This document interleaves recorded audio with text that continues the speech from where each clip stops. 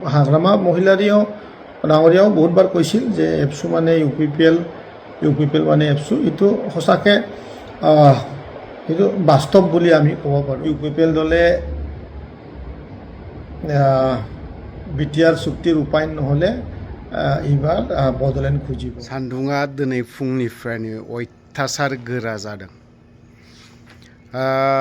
दिनै एसे फुङावनो लाबोनाय जादों बड'लेण्ड सोदोबखौ, किन्तु गोसो सिंनिफ्राय बुंग्रा जों बर'नि गेजेराव बिराद खम मोनगोन, सासे सानैल' मोनगोन, बिनि बारा थैनोबो मोना। हाजार राजखान्थिनि महान लिडारफोरानो थाथों, बर'लेण्डखौ आंनोबो नांगौ, बेनोबो नांगौ, बा जोंनो बा आलादा बर' रायजोखौ जोंनो नांगौ, नैबे सिंनिफ्राय बुंग्रा गैया। अनलि नैबेनि थाखायल' दङ आरोखि बुंग्राफोरा हाजार जन आरोखि, सोरबा दल संगठन ओरैनो खुगायावल' बुङो, ओरैनो सायावल' बुङो, ओरैनो गोसो गोरबोजों बर'लेण्ड नांगौ होनना बुंग्रा बिराद खम। जों बर'नि गेजेराव 5 कौटियानो थाथों, 10 कौटियानो थाथों, 3 कौटियानो थाथों, सानैसोल'नो मानसिखौ मोनगोन, सानैसोल'नो लिडारफोरखौ नुगोन। बाद बाखि ओरैनो गोजा, आन्दासावनो बुंग्रा गोजा। दाखालिबो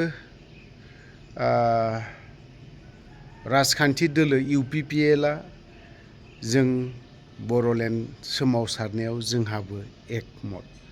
राजखान्थिनि खोथा, गाबोननो फैयोब्ला बर'लेण्ड जोंनो मानो नांगौ, बेफोरबायदि बुंग्रासो जागोन इउपिपिएलनि दैदेनगिरिफोरा। इउपिपिएलनि दैदेनगिरिफोरखौथ' ओरैनो सायावनो माने आन्दाज सारा बर'लेण्ड बुस्थुखौ बुंलाबायो। सेम टु सेम जों दाउखा गोदान राजखान्थि हान्जानि दैदेनगिरि राकेश ब्रह्म बिथाङाबो बर'लेण्ड इउपिपिएलनि माखासे बै समाव मावबोदोंमोन। सेम बिथाङाबो आंनोबो नांगौ बर'लेण्डखौ, बेखिनि बाथ्राखौ फोरमायदों। माने बेफोरबायदिनि रावखौ खोनायोब्लाना ओरैनो आन्दाज सारा पावार नांगौ आंनो, गाद्दि नांगौ ना, बेल', जेबो गैया। बर'लेण्डनि नामाव थाइसे थाइनै बोखांगोन, सादा सिदा मावनानै जाग्राफोर दिनै बेफोरखौ दिनै माबा माबि बुंहोगोन, गाबख्राव होगोन, नङा होनबा? टाइम लस, गासिबो लस, जेरैबो लस। जोंनाथ' जों टाइम लस माबा माबि बहुद किसु लस जोंना दिन हिसाबै बा माखासे खामानिफोरखौ नायनो थाङोबा फारसेनिफ्राय लस। माथो लाब जादों, माथो बेनिफिट जादों, खोथाखौ बे आरोखि। ओरैनो खुगायाव बर'लेण्डखौ बिनायाव आंबो एकमत। हावा बारजोंनो बुंग्रा माखासे दैदेनगिरिफोरा ओरैनोल' खुगायावल' बुंग्रा, बेजों बुंग्रा रावबो गैया आरो ओंखारनायबो नङा। दा सोरबायाथ' दिनैहाय सिरियास जिरायलायनानै ओरैबायदि सिरियास बुंगोन गुरु जेन बेनो थारसै बर'लेण्ड बिग्राया।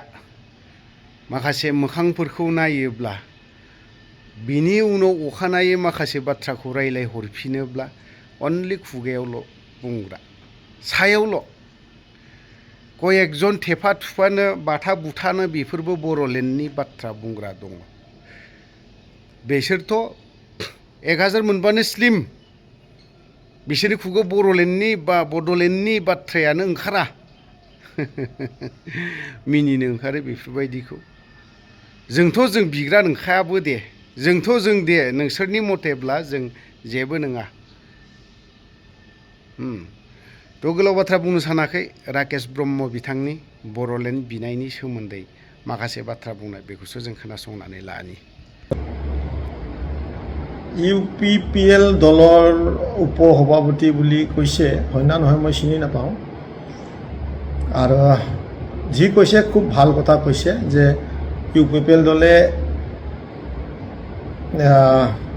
বিটিআৰ চুক্তিৰ ৰূপায়ণ নহ'লে এইবাৰ বড়োলেণ্ড খুজিব আৰু এইটো সঁচাকৈ মই আগৰ পৰাই ভাবি আহি আছিলোঁ যে UPPL বা মই পাই আহিছিলোঁ যে UPPL এটা বড়ো সমাজৰ কাৰণে এটা মানে জাতিগত এটা দল হয় বা সংগঠন নিচিনা কাম কৰে আৰু হাগ্ৰামা মহিলাৰীও ডাঙৰীয়াও বহুতবাৰ কৈছিল যে এপছু মানে UPPL মানে এপছু এইটো সঁচাকৈ এইটো বাস্তৱ বুলি আমি ক'ব পাৰোঁ কাৰণ এই সময়ত তেনেধৰণৰ যোনটো UPPL দলৰ সভাপতি বুলি কৈছে উপসভাপতি তেখেতে বড়োলেণ্ড খুজিব ভাল কথা আৰু বড়োলেণ্ড সকলোকে লাগে মোকো বড়োলেণ্ড লাগে কিন্তু আমি যিহেতু ৰাজনৈতিক দল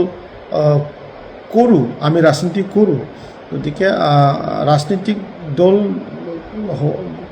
হোৱাৰ পিছত আমি অন্য জনগণ মানুহৰ যিসমূহ জাতিসমূহ আছে তেখেতসকলৰ যোনটো অধিকাৰ সেই অধিকাৰৰ কথাটো আমি লক্ষ্য ৰাখিব লাগিব ভাল ইয়াত UPPL দলৰ বহুত মুছলমানসকল ৰাজনীতি কৰে আৰু আদিবাসী ভাইসকল আছে নেপালী ভাইসকল আছে শৰ্মা আছে কোচ আছে ৰাজবংশীসকল আছে সকলোৱে UPPL দলত 50% হ'লেও ভুল নহয় সকলো এইটো দলত থাকে কিন্তু এতিয়া বড়োলেণ্ড যেতিয়া খুজিবলৈ যাব যাতে কোনো ধৰণৰ সংঘাত নহয় তেখেতসকলৰ যোনটো সুবিধা বিশেষ কৰি মাটিৰ যোনটো সমস্যা এইটো ঠিক ঠাক কৰি ল'ব লাগিব বিশেষ কৰি আপোনাৰ ভাষাৰ যোনটো সমস্যা এইটো ঠিক ঠাক কৰি ল'ব লাগিব জেনেৰেল যিসমূহ মানে সমষ্টি আছে এই সমষ্টিবিলাকত ডেভেলপমেণ্টৰ যোনটো কাম হ'ব ডেভেলপমেণ্টৰ যোনটো এক্টিভিটি হ'ব এইটো কি ধৰণৰ হ'ব এই সকলো কথা আলোচনা কৰিহে আচলতে UPPLে বড়োলেণ্ড খুজিলে ভাল যিকি নহওক যোনটো চিন্তাধাৰা প্ৰমোদ বড়ো ডাঙৰীয়াই লৈছে যে আকৌ এবাৰ বড়োলেণ্ড খুজিব এইটো সঁচাকৈ মই হৃদয়ৰ পৰা ধন্যবাদ জ্ঞাপন কৰিছোঁ তেখেতক ধন্যবাদ